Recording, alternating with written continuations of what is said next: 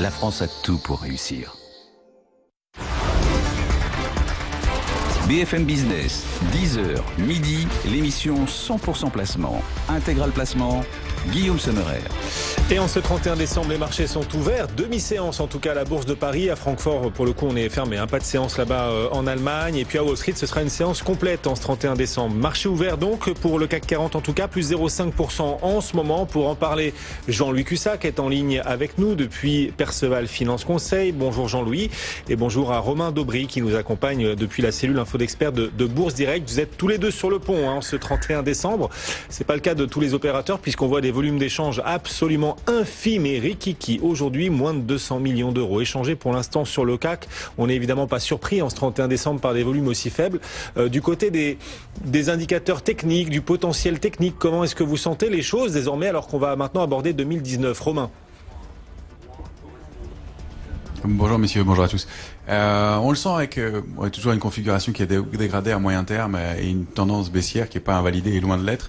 Mais à court terme, on l'évoquait vendredi, une petite pression sur les vendeurs qui est en train de se dessiner. Il y a quelques contrats qui ont été clôturés vendredi. La hausse de 80 points va entraîner la clôture de 9000 contrats futurs.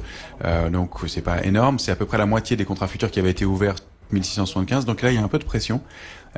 Et ça se confirme par donc cette diminution de la position ouverte sur le contrat à terme sur l'indice CAC 40. Pour aujourd'hui, on n'attend pas énormément d'écart. La zone 4175 a été préservée. Pour moi, c'est un petit signal. Ça n'empêche pas les ventes non plus.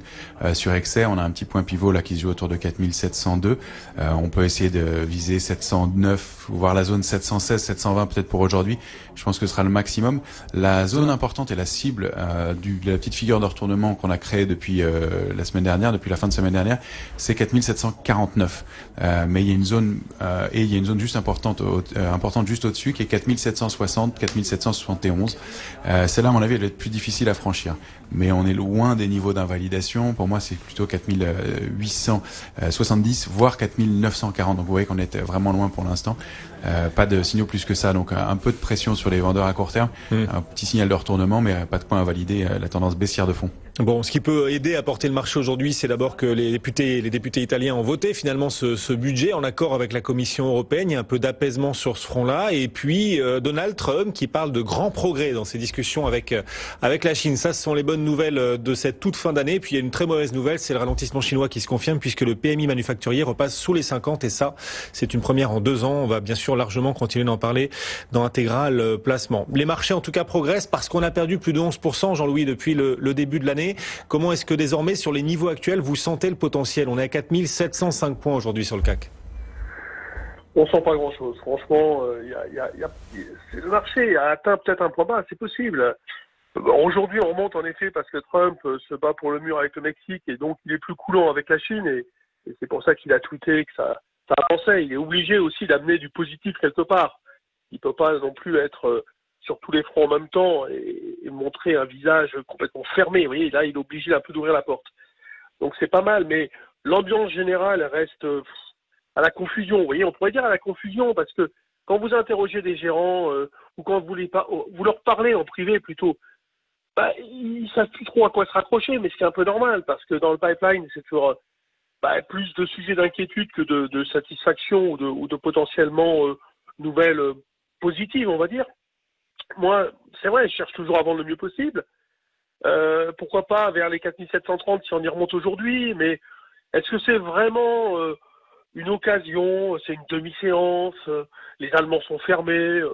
D'ailleurs, on se pose chaque année l'intérêt de cette demi-séance. Franchement, la question reste entière. Ça n'a pas tellement d'intérêt d'ouvrir comme ça.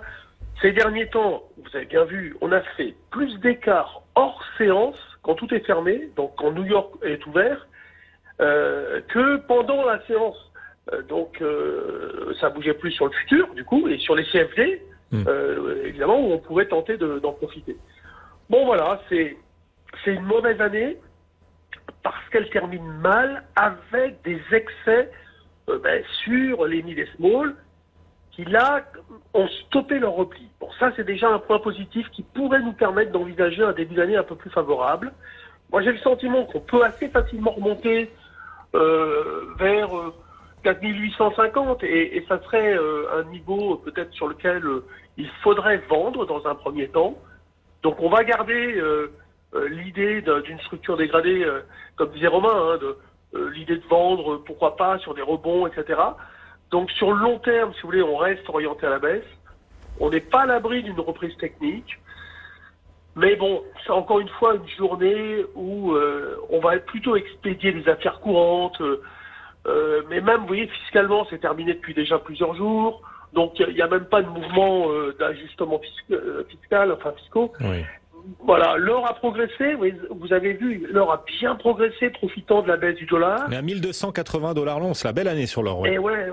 Je vous avais donné le signal il y a quelques temps, il avait été un peu difficile au début, après, bon, et puis ça finit par y aller. Alors, l'euro-dollar aussi termine l'année sur un arrêt du repli.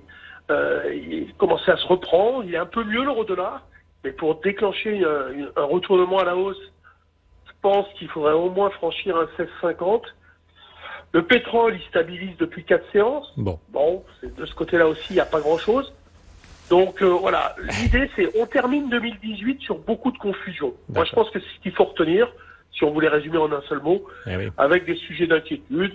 Mais voilà, la possibilité quand même d'aller chercher 4850 au début d'année, moi je le verrais bien. Pourquoi pas? C'est tout à fait possible. Confusion en effet pour cette fin d'année. Pas beaucoup de certitude d'un rebond à venir, même si techniquement vous dites qu'il y a un potentiel vers 4850. On va suivre tout ça bien sûr jour après jour à nouveau dès le début de l'année 2019. Merci à tous les deux de nous avoir accompagnés en ce 31 décembre. Jean-Louis Cussac, Perceval Finance qui ne rate rien des marchés, comme Romain Daubry. Merci aussi à vous Romain et bon réveillon ce soir avec quelques heures d'avance que vous nous accompagniez depuis Bourse Direct.